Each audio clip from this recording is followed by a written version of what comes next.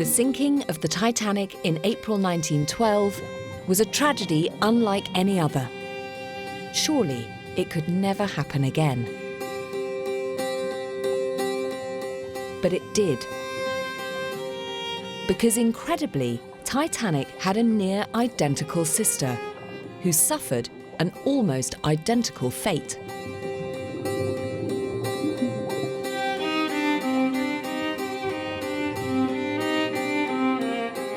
And here, deep in the warm waters of the Mediterranean, within only a few years of her older sibling, she met her end.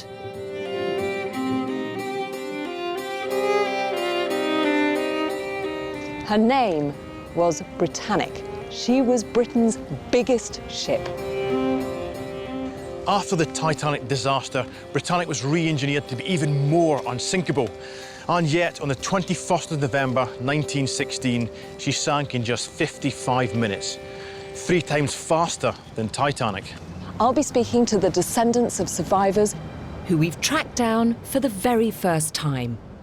Using rarely seen and unpublished diaries and letters of captain and crew, we'll recreate what it was like for Britannic's survivors to have 1 hour to fight for their lives. And we'll discover how Britannic's victims died horribly and avoidably. Tonight, we'll be piecing together what happened in that 55 minutes. On the anniversary of her sinking, we're creating the first minute-by-minute account Of the events that led to the tragic end of Titanic's lost sister, Britannic. Britain's mightiest ship of World War I.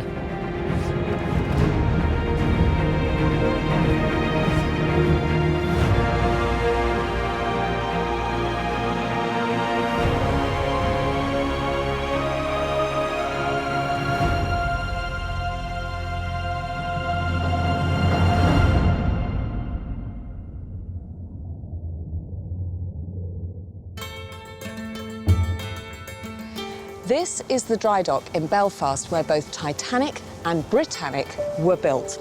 And it is truly vast.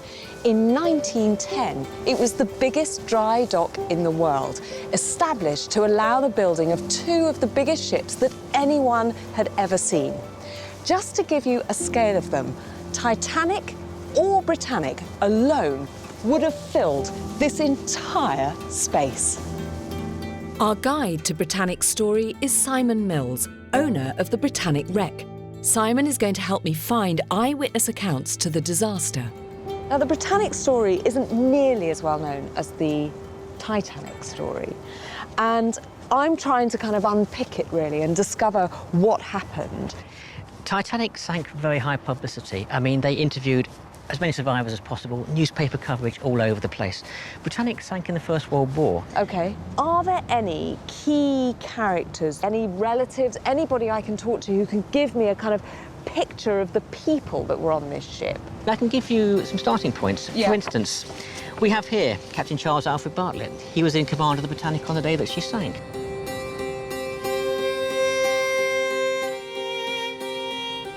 Archie Jewell, who was also on the Titanic. Actually, one of Titanic's lookouts, believe it or not.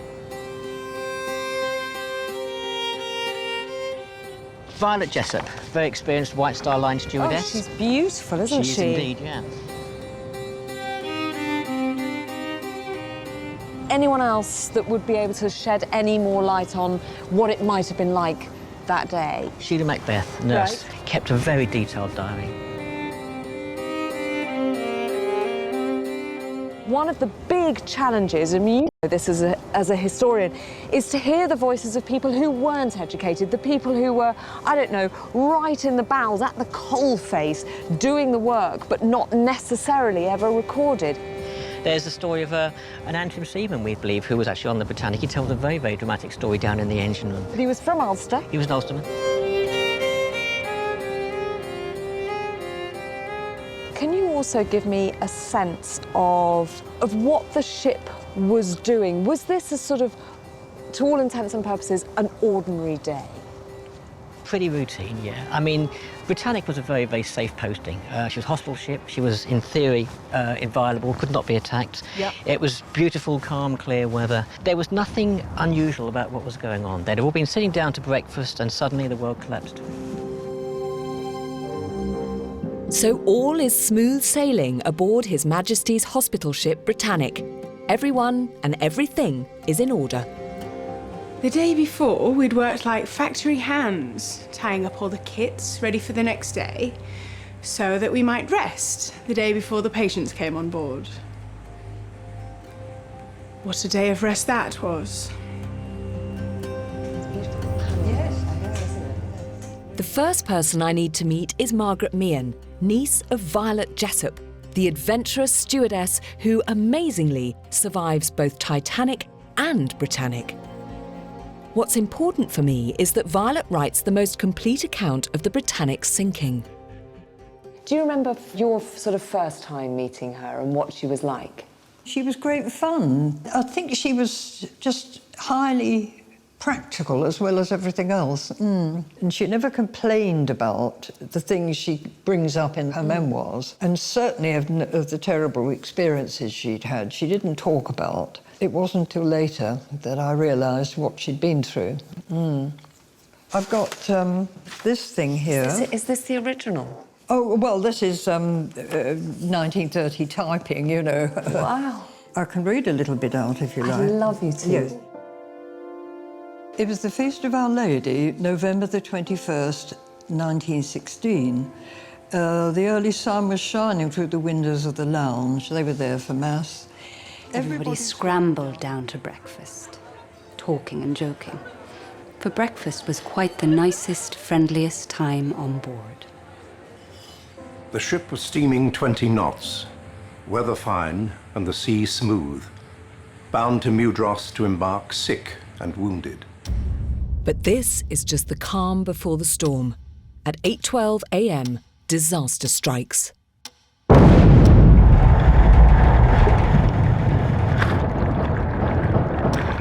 The Britannic and her crew now have just 55 minutes left.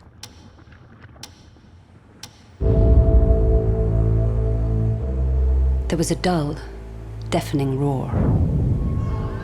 Britannic gave a shiver, a long, drawn-out shudder from stem to stern, shaking the crockery on the tables, breaking things, till it slowly subsided.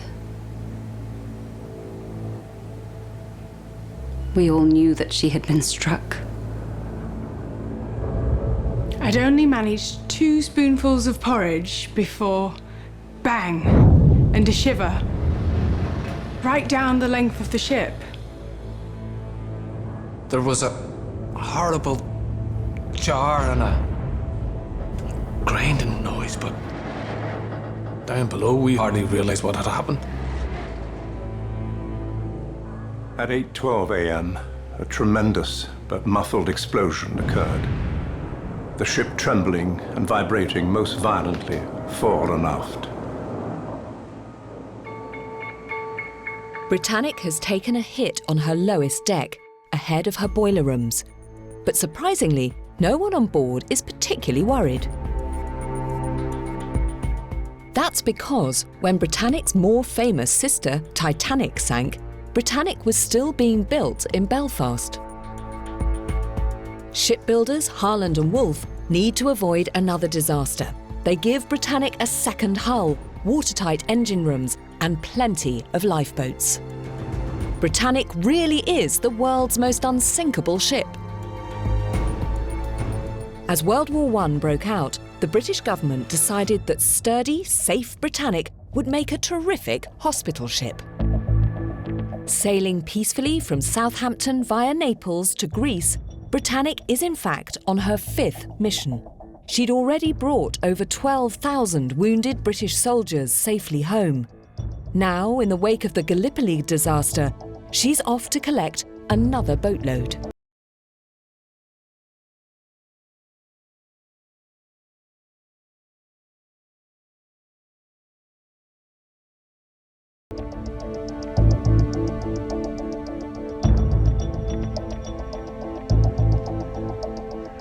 This is Kea Island.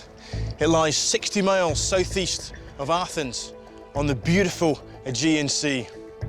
And 100 years ago, His Majesty's hospital ship, the Britannic, sailed past here on its way to the port of Mudros to pick up thousands of injured Allied troops who'd been fighting the Turks. But little did the 1,065 sailors and doctors and nurses on board realise that this would be the Britannic's last journey. During my 25 years of diving, I've always dreamed of reaching Britannic.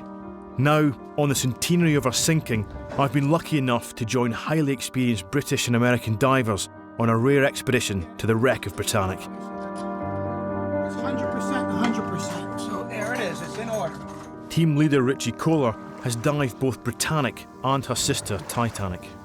What do you think the risks are on a dive like this? It's an incredible hostile environment at 400 feet. We're using multiple different gas mixtures. Some would not support life here on the surface, and yet they are life-supporting at 400 feet. If you make a mistake, it can cost you your life. As a diver who's dived shipwrecks all around the world, why is Britannic so special? Like many other people, the story of Titanic is what drew me to Britannic. And not to be glib, I fell in love with the younger sister. She's even more beautiful. When you look at Titanic, it's dark, it's gloomy, it's broken apart, it's in pieces. When you look at Britannic, she's in beautiful, clear water, surrounded by life. As Britannic is hit by the explosion, able seaman Archie Jewell is working on deck right over the point of impact. Archie also survived Titanic. I'm meeting his great-great-niece, Tamsin Jewell. So he was on the Titanic first? He was, yes. He was on the Titanic as a lookout. So was he responsible for the Titanic hitting the iceberg? He was a lookout, yes, but not the lookout. Right. He was actually in bed, and it was the sound of the impact that woke him. Right. When you look at the photo of him here, you know, he looks very formal, he looks very, I don't know, composed. But presumably he must have been hugely upset, hugely traumatized by the experiences that he went through. There was plenty of times he describes openly weeping when he's reminiscing about the things that he saw. And I would imagine even though he had a relatively short-lived life, it was something that stayed with him the whole time. So do we know his role in the story of Britannic? We do. Archie wrote a very detailed letter about what happened on the morning where it happened on the ship and in the days and the weeks that followed on his journey. He's quite descriptive in his letter. There's one part that always sort of stands out, and that's the part where he says, "But thank God I am not dead." That was the nearest to death that I've ever been. I was working right close to where she was struck. Sort of water coming in, smell of powder. Before I knew where I was, this man came rushing out of a cabin door right where she was struck and ran into me. Struck me with his head just above my eye, so I was blood all over. I ran up to the boat deck. And then someone tied up my eye. So I was like old Nelson. Only one eye. Archie was incredibly lucky. The first piece of evidence I want to see is the site of the explosion that set Britannic on the path to disaster. But I'm going to need some high-tech help to reach the wreck. Our base at sea will be the extraordinary Russian ship, the U-boat Navigator. It's been designed specifically to support underwater exploration. Nearly 3 miles offshore, we spot the wreck on sonar.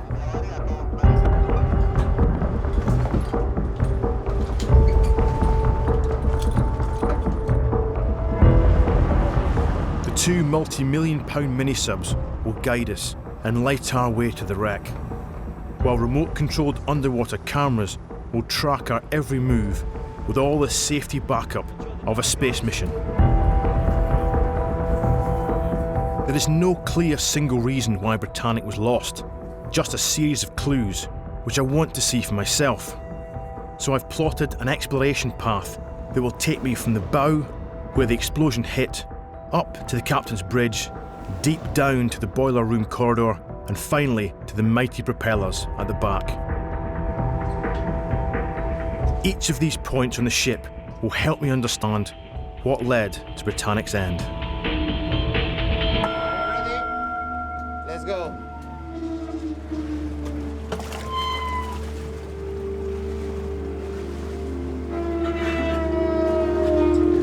Okay, launch.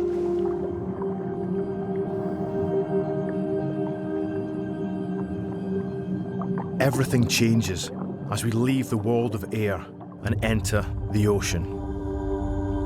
Deep sea diving is the closest thing on Earth to exploring outer space. This line will guide us to Britannic.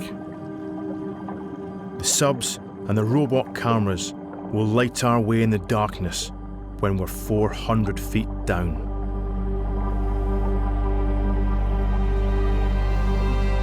And then, out of the gloom, she appears. Britannic.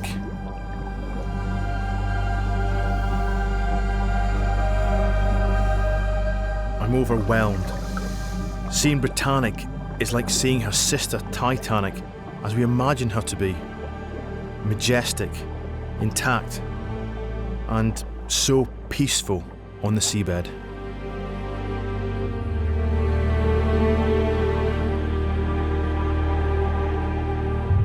I'm meeting Jonathan Mitchell, grandson of nurse Sheila Macbeth.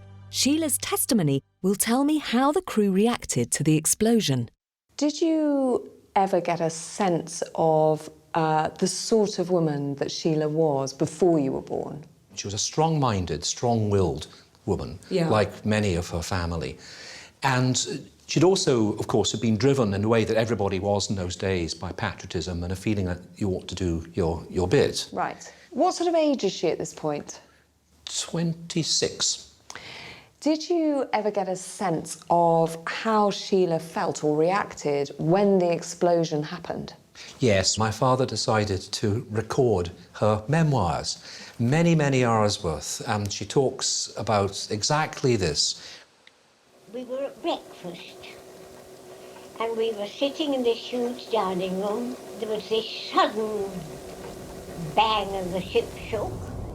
Major Priestley told us to sit down again, as the siren had not sounded. It was quite the best thing to do, as the doors were few and narrow, and there might have easily been a panic. As it was, there was only a most unnatural silence.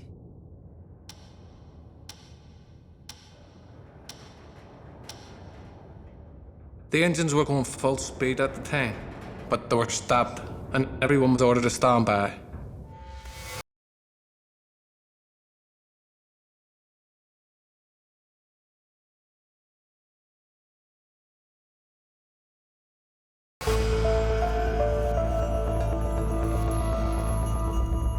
We're about to see what Sheila and the unnamed sailor could not. We've come to the exact point of the explosion that crippled Britannic. 100 feet back from the bow of the ship is the immense crevasse in the hull where Britannic was torn apart. This massive canyon was caused first by the explosion holding her, and later, when she sank, she was split apart by the ship hitting the seabed. But what caused the explosion?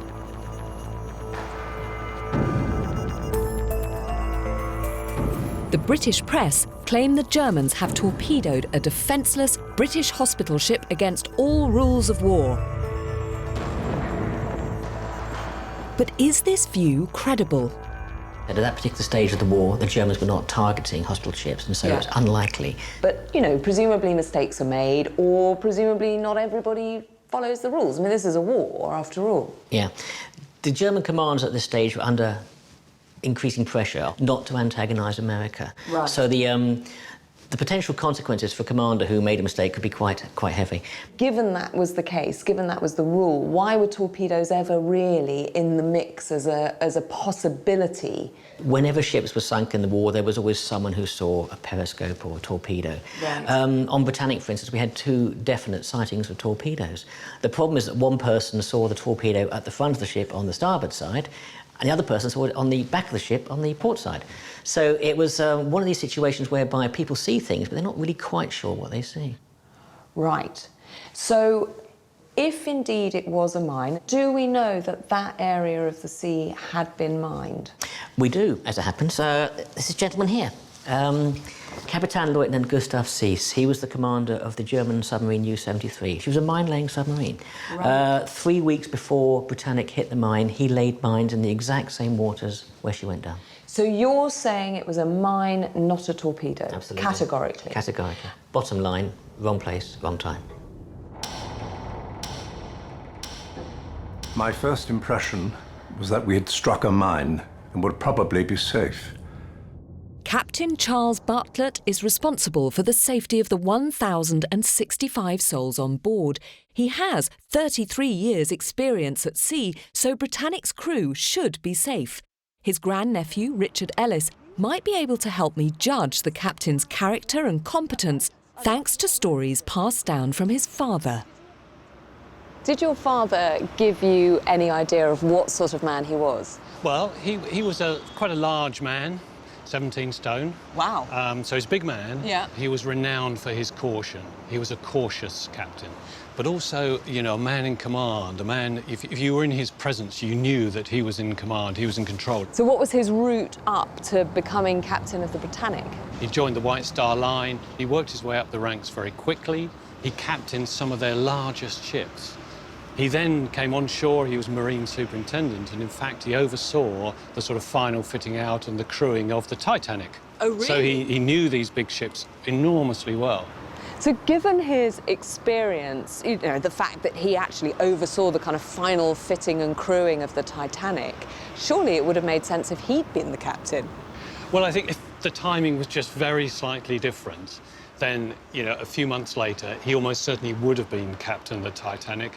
And, you know, with his cautious approach, you know, the Titanic disaster would never have happened, and that's what the wags would tell you. And when the Britannic was struck, do you know, does history recall how Captain Bartlett reacted, what he did? He was off duty, but he raced up to the bridge. He did what was needed to be done. SOS. Have struck mine off Port Nicola, Kia Island.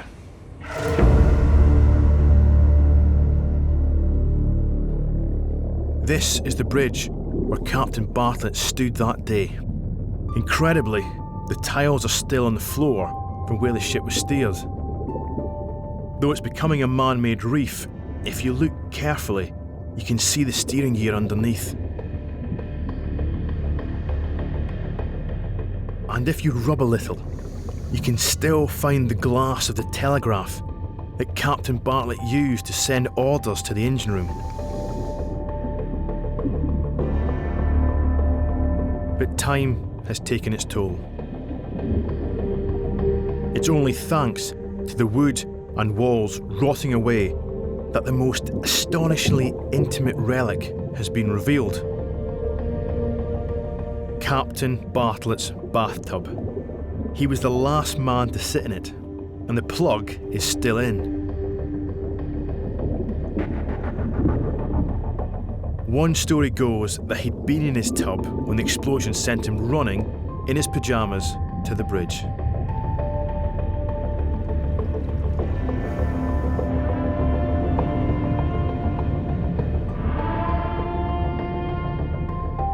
Emergency quarters were sounded on all alarms throughout the ship.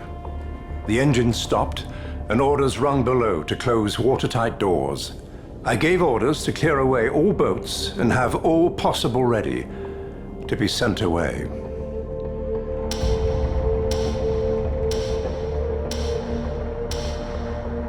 As one man, the whole of the saloon rose from their seats.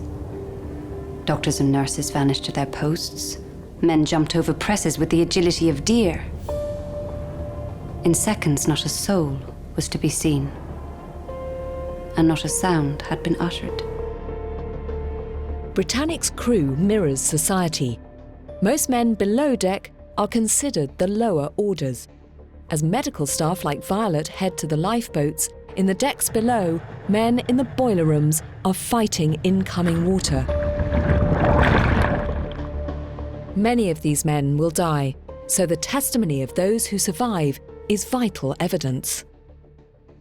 When this explosion hit, there must have been people in those boiler rooms. Boiler rooms would have been full, absolutely, yes. There would have been about a couple of hundred people down there working. One gentleman in particular is a guy here by the name of Bert Smith. Now, he was working in the forward boiler room, number 6, when the explosion occurred. You know, the medical staff kept him away from it. Bert was experiencing it firsthand. Look at this, this is amazing. So he was right. He was right there. He was right there. Bert Smith groped his way into the exit tunnel, his one route to possible safety. There he was met by the full weight of in-rushing water, which pinned him against the boiler. So the explosion had happened, and that water was then being effectively funneled down that exit. Absolutely, huge that damage. Corridor. Yeah, like a tidal wave, all coming in one direction, right up against Bert. Grabbing a handrail, he was swept almost upside down in the salty torrent. Then, somehow, he managed to scramble up a 90-foot staircase to the boat deck. It's an amazing story. He was a very lucky man. Wasn't, well, sort of. So Bert and these people down below knew exactly what was happening and would have had a very, very good sense of the very real danger this ship was in, whereas the nurses and Captain Bartlett, way up in the sort of posh bits, wouldn't have known at all. But it's only the upstairs staff like Violet who can tell me how well the captain is managing. And let's not forget, Violet's already been through this on Titanic. This time, though, she wants to be a bit better prepared. I sorted out things to take, the things I treasured the most. There was my prayer book and my toothbrush. Ned's ring and my clock, of course. Incredibly, that clock has outlasted both Violet and Britannic. Is this the clock? Yeah. What an extraordinary keepsake. I can't believe she had the presence of mind when the ship is going down to go down to her cabin and fill her pockets. But it sounds like that's quite typical of her character. Would you say so? Yes, I think it is. And also, her brothers had told her, don't forget your toothbrush. I stuffed all sorts of things into my pockets. Even a roll from the breakfast table.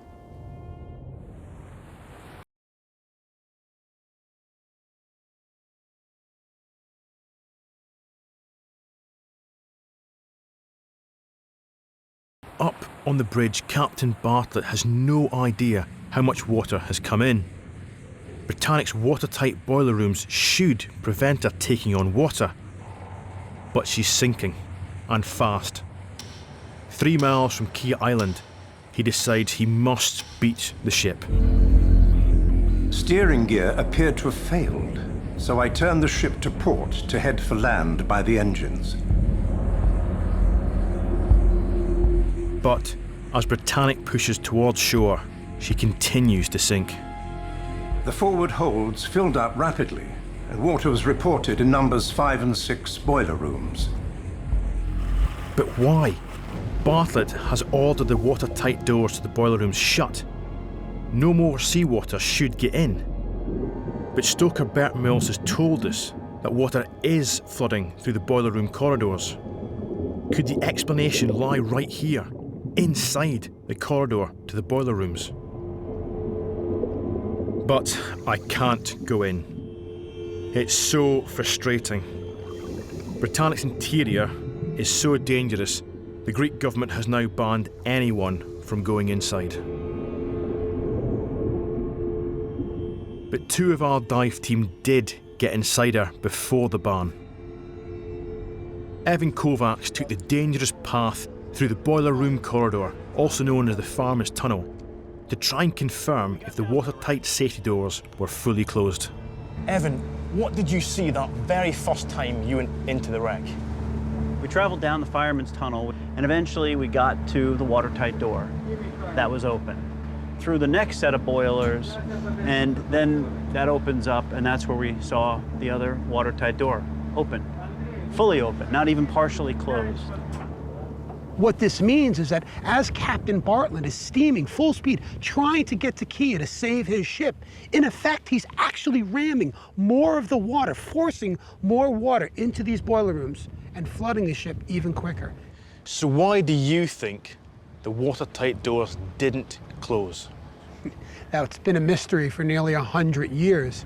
We know that Captain Bartlett threw the switches to electrically close the door. Maybe the wires were broken. Engineers believe that the explosion twisted the ship, and that prevented or wedged the doors and wouldn't allow them to close. So, maybe it was a technical error, but Ritchie suspects the all-too-human behaviour of the boiler room workers. These men were not trained sailors.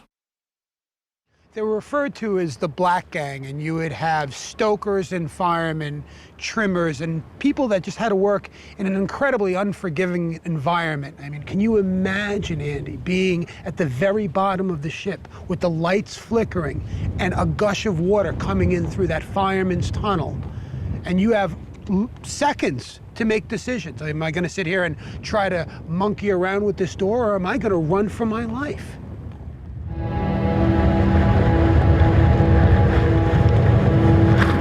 Some people wouldn't blame them for running, but even if they did, it doesn't make the sinking of Britannic their fault. She was so well engineered. She should stay afloat a lot longer than 55 minutes, even with this many compartments flooded. Nurse Sheila Macbeth's family point the finger far higher up the social ladder towards one of the ship's doctors. Somebody had opened all the portholes on both sides of the ship so as to ventilate the wards in which there were in fact no patients requiring ventilation. Now, who this doctor was who had given these orders, nobody by now will ever know. Nobody has ever come forward and said it was me. But we have it happened, and it shouldn't. The ship should have been unsinkable. It should have beached on the island of Sia with no casualties whatsoever. We didn't get any inrush of water where we were. That seemed to be in the forward part of the ship. As the list grew worse, we knew what was happening. The unknown sailor knew one thing for sure. Despite the claims that this ship, like her sister, could never sink, a terrible domino effect was now in play that would pull Britannic down. No one on board imagined she'd go down as quickly as she did. With the doors open, water rushed down the farmer's passage and flooded Boiler Room 6. From there, it spread through another set of open doors into Boiler Room 5, and now the whole forward part of the ship is flooded. And as the ship sank, it was listing to starboard. And with water rushing through the portholes in E-deck, the ship's fate was sealed.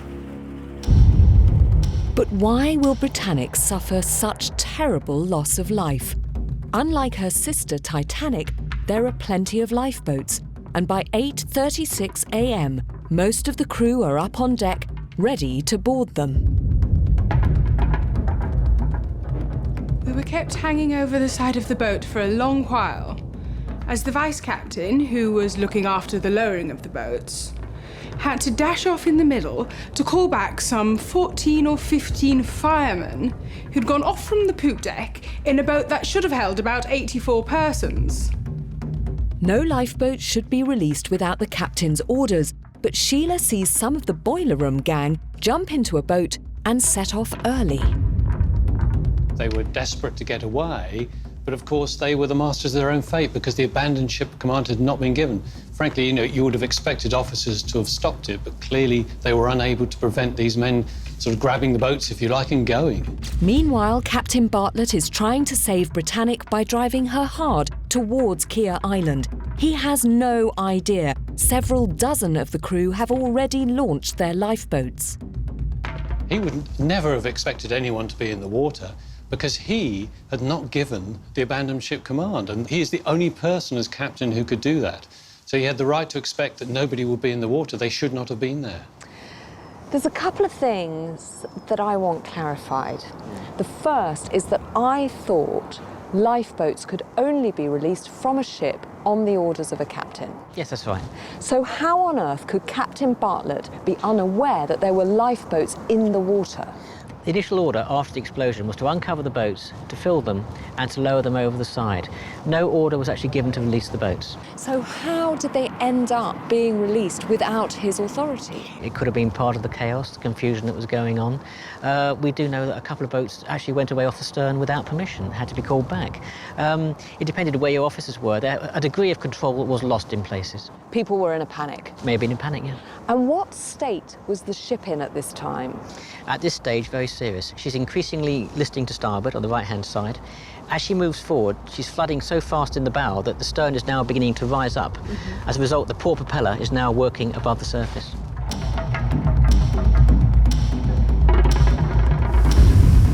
As the propeller rises, it pulls towards it the lifeboats already in the water.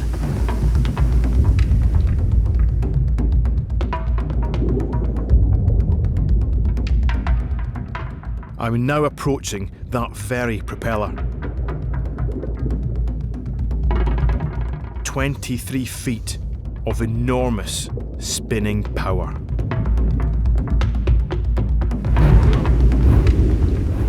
Meanwhile, Violet is hanging above in a lifeboat suspended off the side of the ship.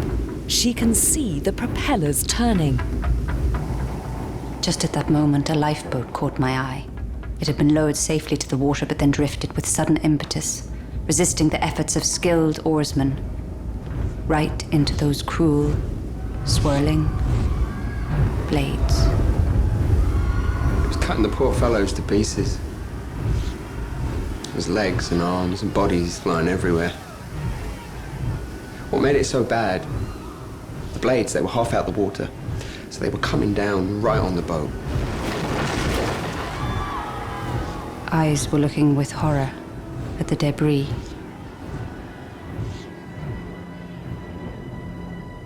And the red streaks all over the water.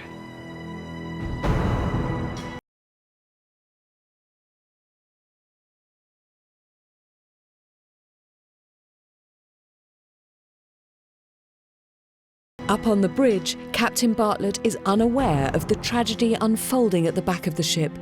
He has not yet given the official order to release the lifeboats. Violet, Archie, and many of the crew are about to find themselves fighting for their lives. The ship started listing to starboard as our lifeboat began to lower. A young sea scout near me took a deep breath as he got in. He was only a kid. So tell me a little bit about this Sea Scout. Well, that little Sea Scout was George Perman. He was 15 at the time. He was actually one of the lift operators on board, and he was very fortunate to be on duty because his quarters were actually destroyed in the explosion. So he ran to the lifeboats and got in, and I actually had time to speak with him in the late 90s, and this is what he said. I made my way to the top deck, and on my way to my lifeboat, I was given this lifebelt, then lowered into the water. His first shock came as our lifeboat, hooking itself onto an open porthole, tilted us. Then, righting itself again, started gliding rapidly down, making a terrible impact upon the water. After we touched the water, I turned around to see how my small friend had taken the impact, only to find him halfway up the ship's sides, still attached to the rope. Violet was beckoning him to come into the sea before it was too late, so he lowered himself down into the water. Nothing worse really than really bad burns in his hands, but George was very psychologically scarred for the rest of his life. He saw the red blood being flecked against the side of the white ship, and They always thought that George's family, although they were quite tall people, George never really grew very much, and they believed that his growth had been stunted by the shock of what he saw. So George is in this red, blood-filled water. I mean, it's unimaginable what that must have been like. Violet, she's still in the lifeboat, is she? She's still in the lifeboat. She's surrounded by this scene of complete carnage, you know, blood everywhere, hacked bodies in the water. Must have been very traumatic for her. In Violet's lifeboat, it's every man for himself. Deciding they have more chance trying to swim for it, one by one her companions dive into the water. Fumbling hands, struggling unsuccessfully to get control, every man Jack in the group of surrounding boats took a flying leap into the sea, taking to the water like a vast army of rats. It was extraordinary to find myself, within a few minutes, almost the only occupant of the boat. One man, a doctor, was standing in the silence beside me. I turned around and saw Britannic's huge blades churning and mincing. Everything near them, men, boats, everything was just one ghastly whirl. In another moment, I would be under those blades. Unless... I have always been afraid of the water. I'd not learned to swim. Then, I just jumped overboard, down and down into bottomless depths, clutching at my life belt. Why had I put it on over my coat was one thought as I felt its weight dragging me down deeper. I kept my eyes tightly closed and held my breath. The only hope for Archie's boat is to stay tethered to Britannic. I shouted out not to let go of the boat, but someone let her go. And away we went, right towards the blades. So I shouted, jump overboard, and most of us jumped in the water, but it was no good. It was pulled right in under the blades.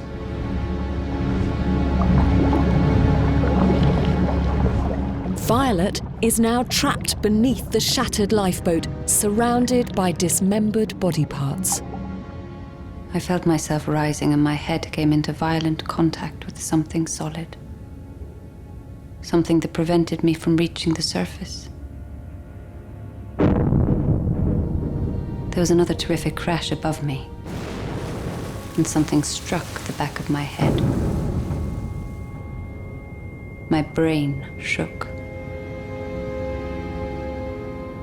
Panic seized me, and I groped blindly in that water. There was a thundering center of noise. Suddenly, I touched something. An arm that moved as mine moved. My fingers gripped it like a vice, until my almost senseless head remembered that it is said that people drowning retain their hold after death, bringing death to another. I let go.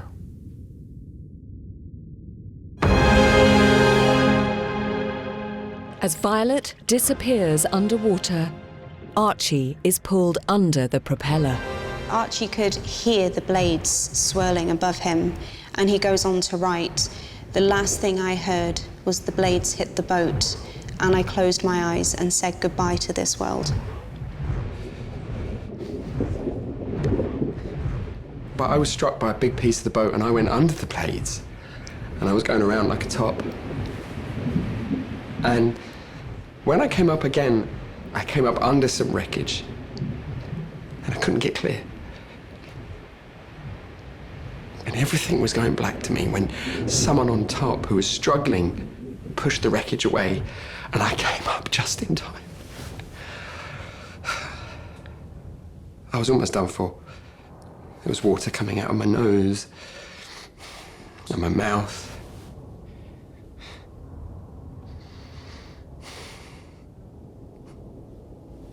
There was this poor fellow drowning. He caught hold of me.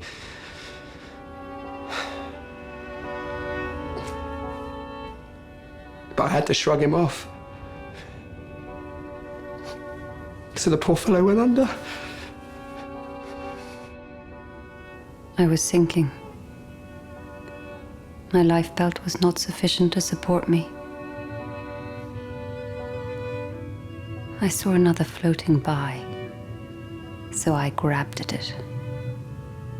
At last I had something to hold on to. And just in time, Violet bursts upwards. The first thing my eyes beheld was a head near me. A head split open like a sheep's head, served by the butcher. All around were limbs, wrenched out as if some giant had torn them in his rage. The dead floated by so peacefully. There were men coming up, only to go down again for the last time. A look of frightful horror on their faces.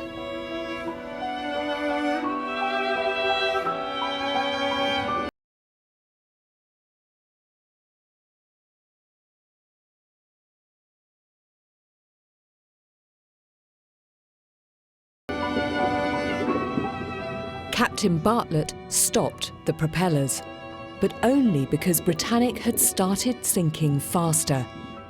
He knew nothing of the bloodbath in the water. Do we know now how many people died? We do. There were 30. 9 of them were from the medical corps, so they weren't actually ship's crew. The rest were ship's crew, but the majority of them were from what was known as the Black Gang. They were stokers, firemen, who had come up from below decks when the water entered. So these men whose jobs were to be right in the bowels of the ship, who were right there when the mine struck, reacted in probably the only way they possibly could. Sheer blind panic and survival kicking in to get them out of that place where the water was flooding in, only to end up going to their deaths by a very human mistake. It was just a totally unnecessary loss of life, because if procedures had been followed, it should not have happened. But you can understand in the chaos and the panic, particularly coming up from below decks, that it's understandable that people want to get off the ship. But of course, that was actually what led to their deaths. As a nurse, Sheila must stay on duty amidst the carnage. In our boat, we'd got well away from the sinking ship and busied ourselves with the wounded whom we'd pulled out of the water. Our brandy flasks were invaluable. Also aprons and pillowcases, which were torn up as bandages. Finally, Captain Bartlett gives the order to abandon ship. Our chief engineer, Mr. Fleming, who was cool through everything, was the last of our department to join us on deck. He had to swim for it, narrowly escaping being drowned. The ship was sinking very quickly then, going by the head and listing to starboard. Soon the water came to the bridge. At 9 a.m., 48 minutes after the explosion, Bartlett reports that he and his 2 senior officers are still standing on the bridge. There is nothing more the captain can do. As with Titanic, would he go down with his ship?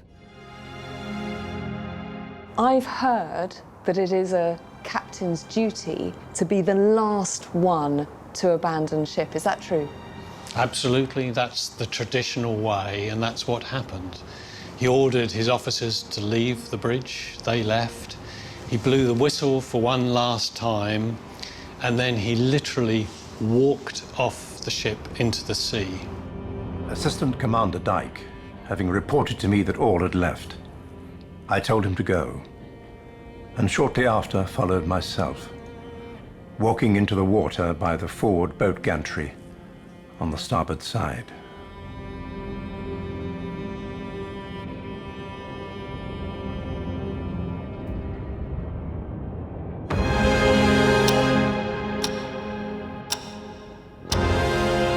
Moments later, the bridge was underwater. With sirens wailing and gurgling, Britannic sank bow first.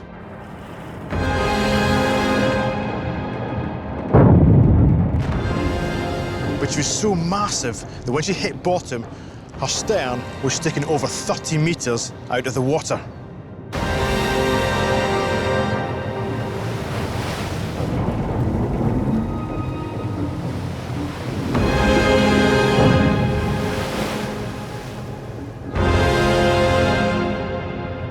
With a final roar, she disappeared into the depths. The noise of her going resounding through the water with undreamt of violence.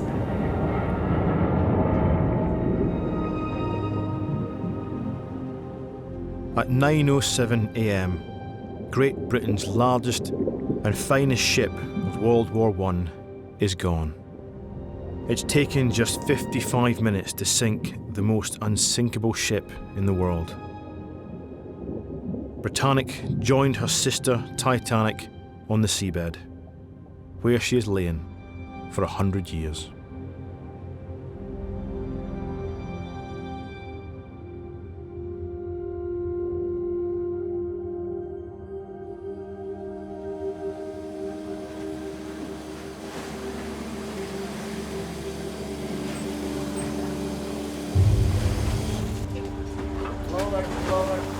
Okay, you must.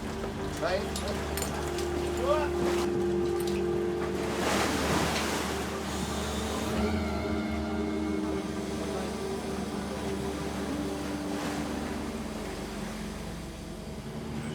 Well, that is certainly something.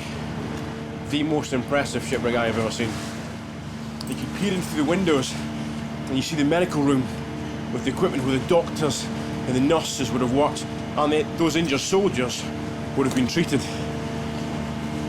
And it's that, these glimpses of humanity, that is a reminder that it's the people and their stories that are so closely interwoven with the story of Britannic herself.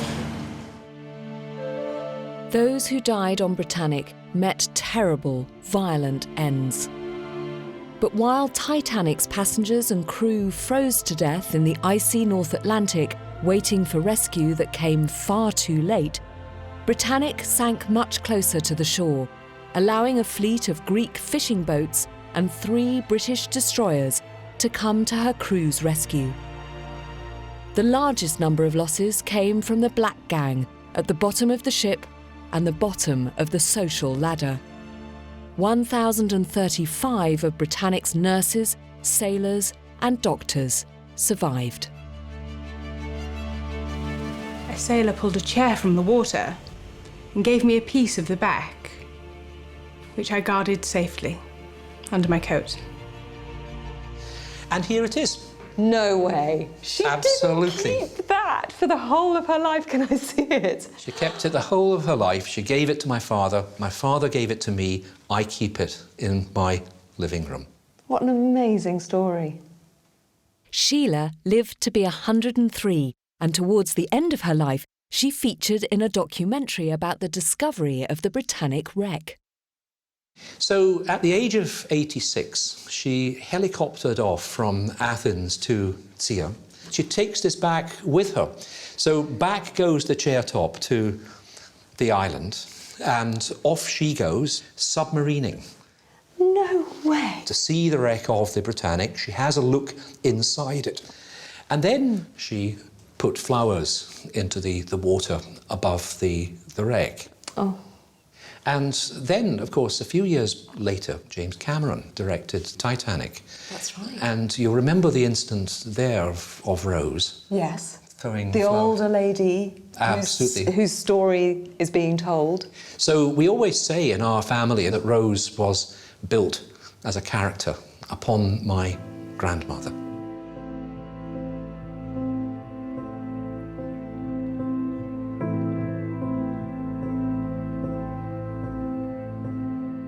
And what of Captain Bartlett, who may have just missed being captain of Titanic? Our commander was retrieved from the waters in his pyjamas. His face as unperturbed as ever. He was swimming in the water for about 30 minutes or so before he was picked up by one of the lifeboats. And it was only then that he was told about the tragic and unnecessary loss of life. Do we know how he felt when he made this terrible discovery? I think he was immensely sad about it because it should not have happened. If those men had not panicked and been in the boats, there would have been no life lost whatsoever. And if, in fact, if the nurses hadn't opened the portholes to air the cabins, you know, he would have managed to save that ship as well. But he did not sail a ship again. No one left Britannic unaffected. When I tried to stand, I discovered that my leg had been deeply torn and badly gashed. I had not felt it happen. All I had been conscious of underwater was my head being battered, almost to a pulp. She didn't realise at the time she had this terrible blow on her head, but she fractured it in 2 places. But I know she had very troubling time with her head later, and the strange result was that she lost her hair later. Really? I think it's a stress thing. Despite experiencing the horror of both the Titanic and Britannic disasters, Violet never did lose her taste for adventure. She did marry once, rather briefly, but she was a ship's stewardess for her whole working life, visiting every corner of the globe. I do remember when I was 4 and going to her house always scared me a bit because she had an alligator hanging, a stuffed alligator hanging by the staircase. You know, I used to look at that going upstairs. Imagine. She brought from South America. What happened next to Archie? When Archie was picked up with the wounded, he then goes on to write, "I could not feel my legs and arms when they got me into the boat." There was this one sailor, he was with me in the boat. His legs were nearly cut off. They picked him up, but he didn't live long. So Archie survived the Britannic. He'd survived the Titanic. He was 27 years old. What did he go on to do next? He went on to work on another hospital ship, a smaller vessel called the SS Donegal. And he was on it for just 5 months before it was struck by a torpedo. And he died on the 17th of April, 1917, and he was just 28.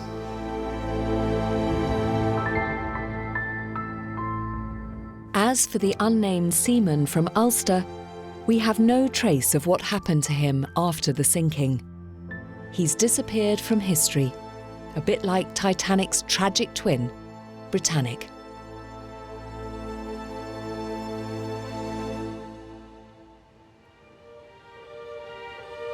Well, we've listened to the testimonies of our witnesses, we've amassed the evidence, and it seems that Britannic sank because of bad luck and human error. And the people who lost their lives alongside her did so because in their desperation to survive, they made a decision with fatal consequences. But there's one other puzzling factor. Why has a story as dramatic as this remained unknown for so long? Well, think about the timing. It was 100 years ago. The tragedy of the Britannic was just one more in the monumental tragedy that was World War I.